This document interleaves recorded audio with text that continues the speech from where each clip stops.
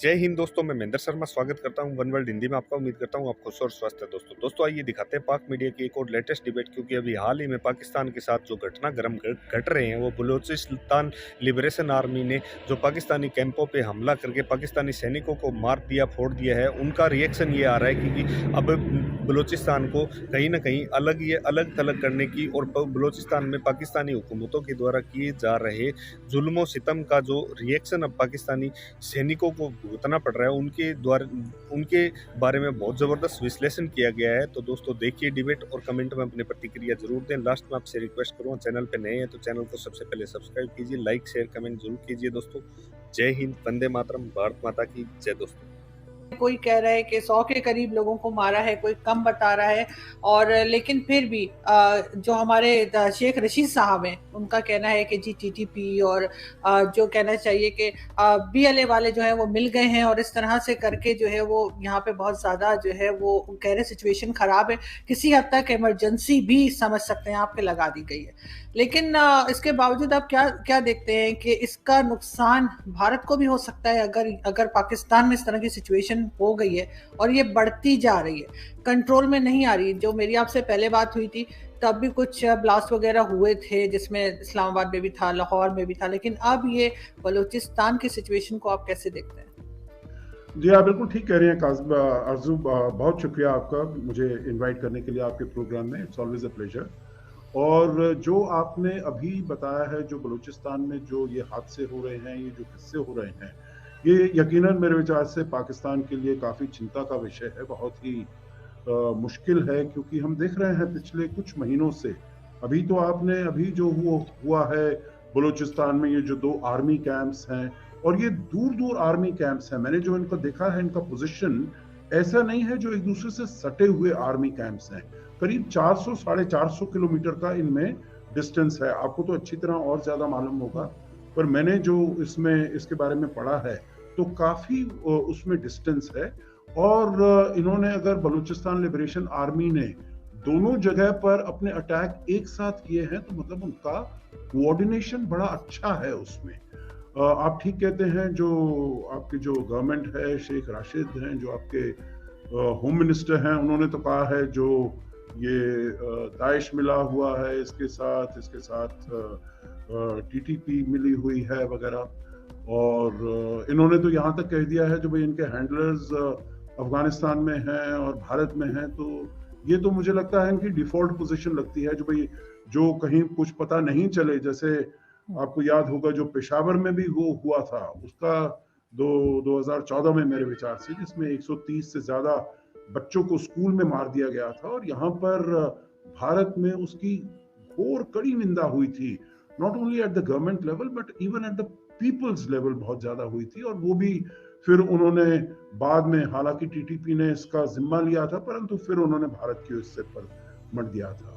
परंतु to come to your question, जो इसमें इसको भारत के ऊपर भी असर पड़ सकता है, तो देखिए मेरे विचार से जो कुछ बलूचिस्तान में हो रहा है, ये बीएलए कर रहे हैं या और क्योंकि वही है फ्रंट ऑर्गेनाइजेशन वहां पर, मेरे विचार से उसका डायरेक्टली कोई प्रभाव भारत पर नहीं पड़े। परंतु हम जानते हैं जो ऊपर पंजाब में लेकर, पाकिस्तान ऑक्यूपाइड कश्मीर में लेकर, और जो गुट हैं जैसे जैश है, लश्कर है, और जो तालिबान से मिले हुए हैं, हक्कानी नेटवर्क है, वो सब तो उसमें बिल्कुल जरूर अपनी कार्रवाई वो कर ही रहे होंगे। अब उनके पास जो वेपनरी है वो भी बड़ी नई आ गई है। हमने जो देखा है, जो वहाँ पर टेररिस्ट के पास जो वेपन्स हैं वो अमेरिकन हैं, जो अमेरिका छोड़कर गया है अफगानिस्तान में। जब वो गए वहां से निकले हैं तो कहते हैं करीब $80 बिलियन से ऊपर के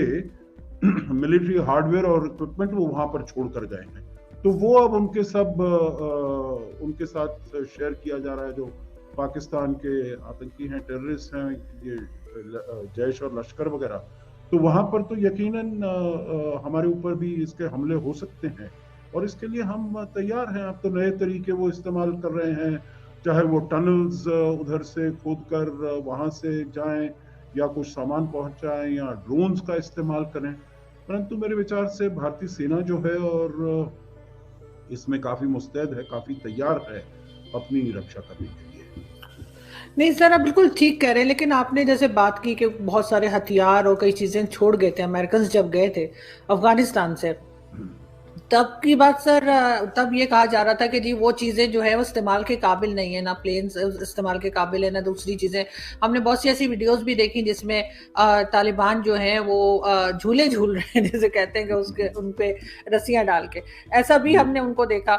लेकिन आज यही बात शेख रशीद साहब ने भी कही है कि उनके पास हथियार जो है वो जो अमेरिकन छोड़ गए हैं वो है। लेकिन सर इसका कोई ना कोई हल तो होगा, इस तरह से कैसे देखा जा सकता है? पाकिस्तान का तो खैर नुकसान हो रहा है, और जैसे कि एक गवर्नमेंट का तरीका होता है कि मेरा ख्याल है वो सही नंबर्स हमें नहीं बता रहे कि असल में कितना नुकसान किस तरफ हुआ है, लेकिन पाकिस्तान का भी अच्छा खासा नुकसान हुआ है। और इस चीज से कोई मेरा ख्याल है जो हमारे साथ कंट्रीज हैं वो भी बच तो नहीं सकेंगे, उनको भी कुछ ना कुछ ऐसा करना पड़ेगा, पाकिस्तान को एडवाइस करना पड़ेगा कि कैसे लोगों को रोका जाए।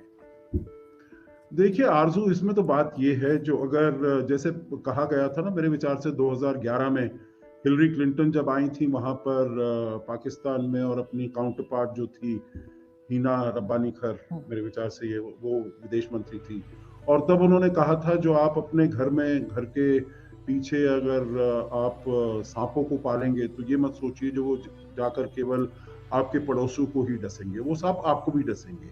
तो इसीलिए अगर आतंकवाद को सहारा देना है तो वो आतंकवाद तो आपको भी जरूर आपके विरुद्ध भी काम करेगा, आपके विरुद्ध भी प्रभावित करेगा। तो the first thing to do is, जो आप आतंकवाद का दामन छोड़ दीजिएगा, वो औरों के लिए ज्यादा इतना फायदा करे ना करे, आपको अपने लिए बहुत इसका फायदा होगा। और जो आपने कहा है बिल्कुल ठीक कहा है, जो ये वाली आतंकी, अब हमने देखा है पिछले 2 साल पहले 2020 में वहां पर श्रीलंका में भी वो हुई, क्या कहते हैं, ईस्टर बॉम्बिंग्स हुई, वहां पर चर्चेज में और होटल्स में किया गया।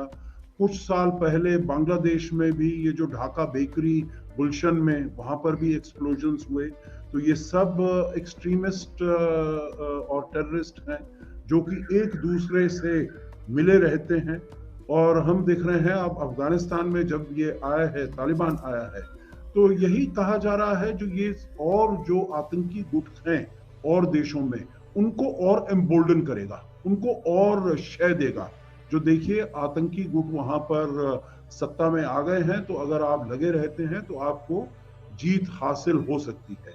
तो यकीनन और देशों के लिए भी ये चिंता का विषय है, बहुत बड़ी चिंता का विषय है, और इसीलिए सभी देशों को साथ में मिलकर काम करना चाहिए। इसीलिए देखिए हमेशा से भारत यही कहता आया है, जो आतंकवाद अगर है उसको मिटाना है, तो ये कहना जो ये गुड टेररिस्ट है, बैड टेररिस्ट है, ये मेरा आतंकी है, ये तुम्हारा आतंकी है, वो कहने से किसी को फायदा नहीं होने वाला है। इसीलिए भारत ने 1996 से वहां पर यूनाइटेड नेशंस में comprehensive convention on international terrorism के बारे में हमने बात की है और उसको आगे ले जाना चाहते हैं। तो इसीलिए अगर पाकिस्तान ये समझ जाता है जो आतंकवाद का दामन पकड़े रहने से उसका सबसे ज्यादा अपने आप नुकसान होने वाला है, तो और वो फिर और देशों के साथ, और भारत उसकी सहायता करने में बिल्कुल ही हमेशा राजी होगा, हमेशा तत्पर होगा। अगर पाकिस्तान ये आतंकवाद से जूझने के लिए एक कदम उठाता है तो हम उसके साथ 3-4 कदम उठाएंगे और उसकी सहायता करेंगे, क्योंकि हमने इससे जूझा है, हमने देखा है जो पाकिस्तान के साथ, जो टेररिज्म के साथ कैसे डील किया जाए, इंटेलिजेंस कैसे प्राप्त की जाए, तो हम सहायता कर सकते हैं। तो सर आपको नहीं लगता कि पाकिस्तान इस टेररिज्म से बचने की कोशिश कर रहा है, हैंडल करने की कोशिश कर रहा है या रोकने की कोशिश कर रहा है, जिसकी वजह से इस तरह का रिएक्शन हमें देखने को मिल रहा है बलूचिस्तान में, या इसको आप उससे अलग समझते हैं? नहीं, मेरे विचार से देखिए पाकिस्तान औरों के ऊपर आरोप लगाता रहता है। जो ये देखिए वहां से आया, जैसे मैंने इसके बारे में भी कहा, वो कहते हैं अफगानिस्तान में इसके हैंडलर हैं, इसके हैंडलर इंडिया में हैं, कोई एविडेंस नहीं है। इससे पहले आपने देखा है जो दिसंबर में मेरे विचार से एक और अटैक हुआ था वहां पर, उसमें भी करीब 10 से ज्यादा पाकिस्तानी सोल्जर्स मारे गए थे। उसमें उन्होंने कहा जो ये ईरान का इसमें हाथ है, ईरान ने उनको वो दी है, सपोर्ट किया है। तो इसीलिए अगर उसको इसके साथ डील करना है, जूझना है, इसको ख़त्म करना है, तो पाकिस्तान को अपने गिरेबान में झांकना चाहिए और देखना चाहिए जो उसकी अपनी जो एक्टिविटीज़ हैं, अपनी हरकतें हैं, वो उसका कितना इसमें योगदान दे रही है। क्योंकि जब आपका हक्कानी नेटवर्क है, आईएसआई के बिल्कुल अंगूठे के नीचे वो काम करता है, वहाँ पर अब जब देखिए कजाकिस्तान में भी जनवरी के शुरुआत में, पिछले महीने के शुरुआत में जब वहाँ पर ये दंगे फसाद हुए, तो वहाँ पर उन्होंने कहा ये जो वहाँ के राष्ट्रपति ने, तोकाyev साहब ने कहा, जो ये जो टेररिस्ट आए हैं वो अफगानिस्तान से आए हैं, मिडल ईस्ट से आए हैं। तो अगर अफगानिस्तान के टेररिस्ट यहाँ पर दूसरी जगह पर जाकर ऐसा उधम मचा सकते हैं, ऐसा वायलेंस और ऐसा केओस क्रिएट कर सकते हैं, तो फिर पाकिस्तान में भी जरूर होगा। और मेरे विचार से जो पाकिस्तान इतना ज्यादा खुश था जो वहां पर तालिबान आ गया है अफगानिस्तान में और उसकी ये फतह हुई है, उसकी जीत है, तो मेरे विचार से अब उसको दोबारा से उस पर सोचने पर मजबूर हो गया होगा। और इसीलिए